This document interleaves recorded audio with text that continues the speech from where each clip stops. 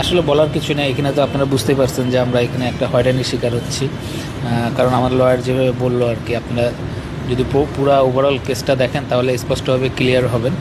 But আমার কাছে মনে হয় যে কিছু সংখ্যক মিডিয়া পার্সন আছে যারা জিনিসটাকে খুব বাজেভাবে আপনাদের মানে যারা সাধারণ মানুষের জনের কাছে প্রেজেন্ট করতেছে। বাট আমি শুধু এতটুকুই বলবো যে আহ, যেটা সত্য সেটাকেই প্রকাশ করেন, এবং যেটা সত্য এটাই আপনারা পড়েন আর কি, যে মিথ্যা জিনিসে আপনারা মাথা। আসলে বলার কিছু নেই, এখানে তো আপনারা বুঝতেই পারছেন যে আমরা এখানে একটা হয়রানির শিকার হচ্ছি। কারণ আমার লয়ার যেভাবে বললো আর কি, আপনারা যদি পুরা ওভারঅল কেসটা দেখেন তাহলে স্পষ্টভাবে ক্লিয়ার হবেন।